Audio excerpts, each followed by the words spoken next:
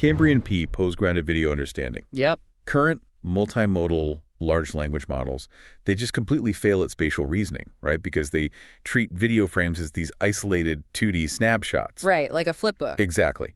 But Cambrian-P fixes this by introducing camera pose as a remarkably lightweight supervisory signal. So by simply appending a learnable camera token to the visual features of each frame and regressing the pose parameters, the model successfully maps pixels to a shared 3D coordinate frame. Which is huge. It is. And the result, you get this massive 4.5 to 6.5% jump on spatial reasoning benchmarks like VSI-Bench. And almost as a byproduct, it achieves state-of-the-art streaming camera pose estimation on the ScanNet dataset. Oh, yeah. All while maintaining incredibly low latency. So if you are building video models, this paper proves that 3D geometry isn't just an auxiliary cue, it's a foundational inductive bias you absolutely cannot ignore. No, you really can't. Okay, let's unpack this. Welcome to AI Paper Slop, by the way, where we do a deep dive into the absolute bleeding edge of tech. Glad to be here. And yeah, it really is a necessary paradigm shift for the field. I mean, we have been watching these frontier models excel at semantic tasks for a while now. Oh, sure. You feed them a minute-long video, and they can flawlessly summarize the narrative arc, tell you who the main characters are, identify the actions. Yeah, they're great at the story part. Right. But the moment you ask them a spatial question, like, after the camera pans left, is the coffee cup closer to the laptop or the window? They just break. The illusion of understanding shatters. Yeah, they completely fall apart. And, I mean, that failure mode makes total sense when you think about how we currently train them. Imagine asking an AI about that coffee cup. To us, the cup is sitting on a desk in a 3D room. We have object permanence. Exactly. If the camera pans away, our brains know the cup is still there. But to a frontier multimodal LLM, the cup literally ceased to exist because it disappeared from the 2D frame. Out of sight, out of reality. Right. They are fundamentally looking at the world as a disjointed flipbook. Yeah. They have no concept that page 1, page 2, and page 3 are bound together by a single, continuous 3D reality. And if we connect this to the bigger picture, the historical irony here is just, well, it's profound. The computer vision community solved this specific problem decades ago. Wait, really? Decades? Oh, yeah. Recovering camera pose, meaning calculating exactly where a camera is in a 3D coordinate system, its position in R3 and orientation in SO3, how it is tilted or panned. That has been the absolute bedrock of 3D vision. Oh, right. We're talking about structure for motion, right? SFM, SLAM systems. Exactly. The underlying math that makes augmented reality or robotic navigation possible. Precisely. Knowing the camera's pose enforces rigid body SE3 constraints. It mathematically separates the movement of the camera itself from, say, a person walking across the room. Because it anchors everything. Right. It anchors every pixel to a global physical reality. But for whatever reason, this geometric foundational knowledge has been treated like a completely separate discipline from the world of large language models. Yeah, they've been totally siloed. We've spent the last few years trying to teach LLMs to understand video using just text pairings and 2D pattern recognition, completely ignoring the most powerful geometric prior we have. Okay, I have to stop you there, though, because thinking about it, building a global 3D coordinate frame inside a transformer, that sounds incredibly computationally expensive. It does sound like it. Right. Why wouldn't the researchers just use a monocular depth estimator?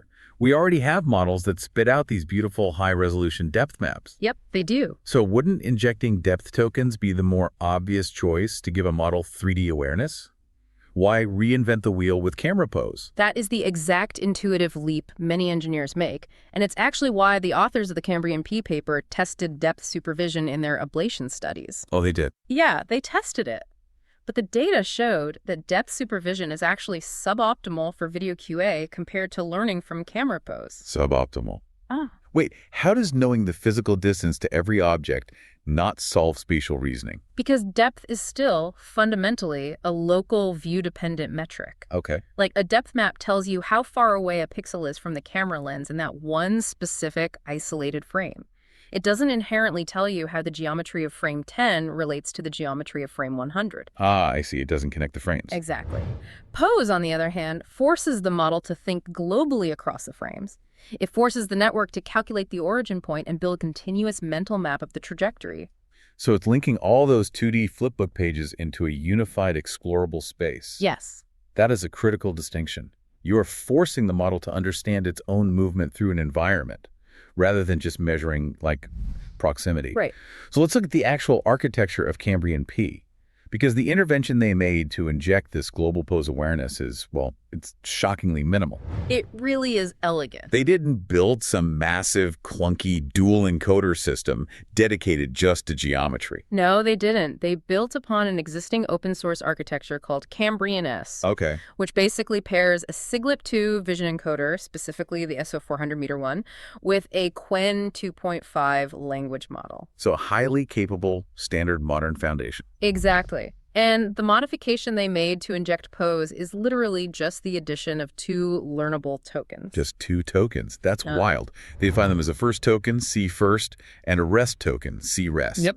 And before the visual features of any given frame are fed into the LLM, they simply append one of these camera tokens. What's fascinating here is how this minimal addition mathematically establishes a coordinate system. How so? Well, the first token is appended only to the very first frame of the entire video sequence.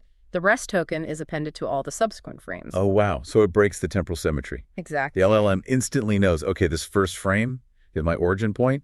Every other frame is moving relative to this specific anchor. That is exactly it. The LLM processes the sequence as usual, and then the researchers extract the hidden states corresponding specifically to those pose tokens. All right. And then what? Those extracted hidden states are then fed into a very lightweight 4-layer self-attention head that regresses a 9-dimensional pose encoding. Let's break down that 9D vector for the engineers listening, because the representation of that data really matters. It's not just a standard translation matrix. No, it's much more robust. Right. It consists of a 3-dimensional absolute translation vector, a 4-dimensional rotation quaternion, and 2 values representing the horizontal and vertical field of view of the camera lens. The inclusion of field of view is a really nice touch for handling uncropped internet videos. Definitely. But the quaternion supervision is where the real architectural elegance shines. Yes, because for anyone who hasn't wrestled with 3D rotation math recently, quaternions have a nasty sign ambiguity. They are notoriously annoying to work with. Truly. A quaternion and its exact negative mathematically represent the exact same physical rotation in 3D space. Right. So if your model correctly predicts up, but the ground truth label is mathematically formatted as negative down, a standard L1 loss function will brutally punish the model, even though it's physically correct.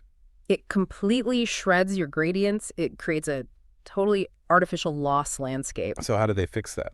To solve this, the authors resolve the ambiguity by canonicalizing all the ground truth quaternions to the positive hemisphere before computing the loss. I see. Essentially, they standardize the language of rotation, so there is a unique, unambiguous representation for the network to target. That's so clean. It eliminates that false penalty entirely. But speaking of gradients, there was another massive mathematical hurdle they had to clear regarding scale. Oh, the scale issue, yeah. This is where I was really scratching my head when reading this setup. Yeah. If you are training a robot navigating a lab, your data scale is in real-world metric units, like meters. Right, it's grounded. But Cambrian-P is trained on wild internet videos. The absolute scale is completely arbitrary. The distance the camera moves between frame A and frame B could be represented as 1 unit or 10,000 units. So if you are mixing metric and non-metric data sets, how does the model compute a loss on translation without the gradients either exploding to infinity or just collapsing? This is one of the most clever mathematical tricks in the entire paper. Really? Yeah. To handle non-metric data, they calculate a closed-form least squares scale factor. We can call it S star. S star, okay. Which dynamically calculates the optimal multiplier to align the model's predicted trajectory with the ground truth trajectory's arbitrary scale. Okay, so it matches the scales. But the genius part is what they do next. They apply a stop gradient to this scale factor. A stop gradient. Okay. Yeah. So during the backward pass, the network cannot backpropagate through the scale calculation itself. Exactly. Walk me through why that is actually necessary. Okay, imagine you don't use a stop gradient. The model is trying to minimize its error, right? Yeah. It quickly realizes a cheat code. It says, if I output tiny translation predictions extremely close to 0, the dynamic scale factor will just multiply them up to match the ground truth, and my overall loss shrinks dramatically. Oh, wow. So the model effectively learns nothing about geometry. It just manipulates the multiplier. Exactly. It's just gaming the system. But by applying a stop gradient, the scale factor is treated as a frozen constant during backpropagation. So the network can't cheat. Right. Yeah. It is forced to actually learn the geometric shape of the camera trajectory. And that holds true regardless of whether it's looking at a drone flying 100 meters over a city or a macro lens moving 10 centimeters across a desk. That scale invariant training is brilliant because it allows them to mix massive, highly diverse data sets, indoor scene reconstructions, outdoor driving logs, synthetic movies into a single training pipeline without the gradients tearing the model apart. It's super robust, but, architecture and loss functions are one thing. If you don't feed the model the right data in the right way, it still all falls apart. Here's where it gets really interesting, because the authors ran into a fundamental classic machine learning headache, which is conflicting data distributions. Yeah, the tug of war. Right. They're trying to train a single brain to answer semantic questions about the video QA, while simultaneously predicting the physical camera pose. But these two tasks demand entirely different ways of slicing the temporal data. It's a massive tug of war. For video QA, the model needs to understand the overarching narrative. If the prompt asks, did the person pick up the keys before or after they opened the window? The model needs context from the beginning, middle, and end of the video. Right, so the standard practice to achieve this is to uniformly sample frames evenly across the entire length of the video. You take a frame every few seconds to give the LLM the gist of the story. Exactly. But if you use that uniform sampling strategy for pose estimation, you hit a wall. A very hard wall. If you feed uniformly spaced frames to the pose estimation head, the model starts learning about 3D geometry and just memorizes the fixed temporal intervals between frames. Wait, it just counts the time? Yeah, it realizes, the frames are always exactly 2 seconds apart. I'll just use that predictable stride as a shortcut to guess the translation distance. It's the classic lazy AI problem. The optimizer will always take the path of least resistance. Always. But if you abandon uniform sampling to fix the pose head, you ruin your video QA capabilities.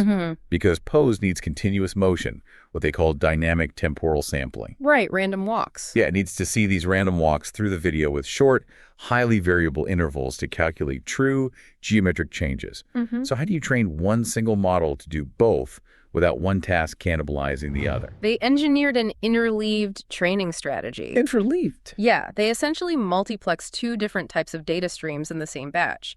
First, they have augmented pose-only samples, which utilize that dynamic, unpredictable, sampling-like co-visibility-guided random walks. Okay, and on those? On these samples, they only apply the pose loss. Then second, they have the video QA samples, which use the uniform narrative sampling, where they apply both the VQA loss and the pose loss. Wait, I have to push back there. Sure.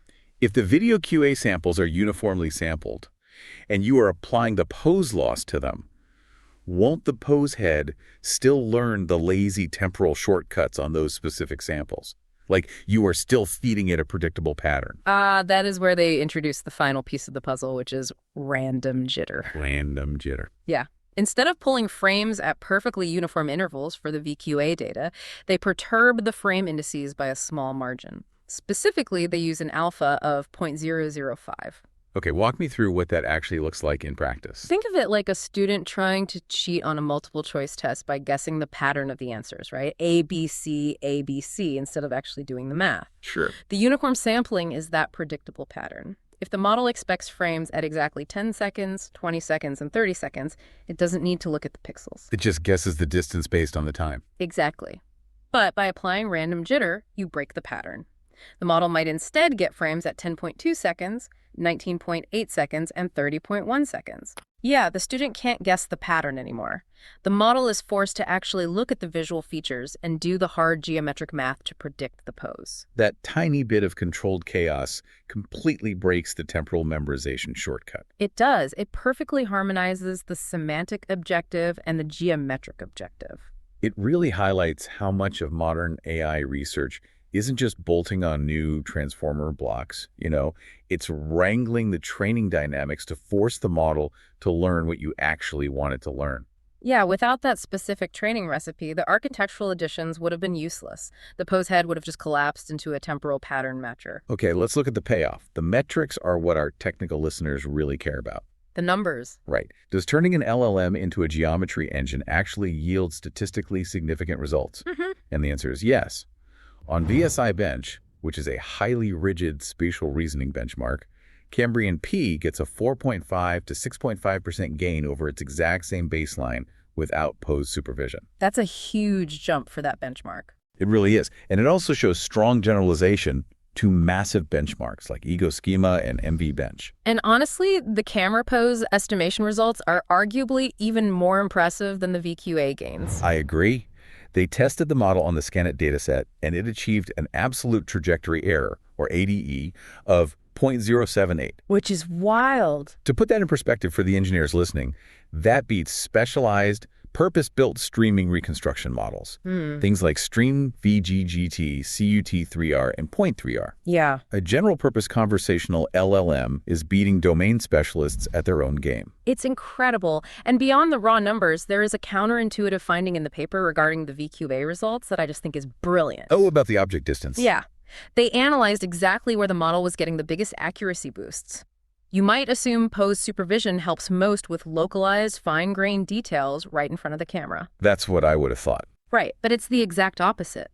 The paper shows that Cambrian-P gets its largest gains when answering spatial questions about objects that are physically very far apart in the room. Oh, that makes perfect sense based on what we discussed earlier. Like if you ask the baseline model about two things right next to each other, it can figure it out from a single 2D frame. Right. But if the objects are on opposite sides of a warehouse and the camera has to pan heavily across the space, the baseline fails because the first object vanished from its flipbook. Precisely. Without pose, the baseline model loses track of spatial reality once an object leaves the viewport. But because Cambrian-P is supervised on global camera pose, it actually learns to build a persistent mental map of the entire space. It's maintaining a global anchor. Yes.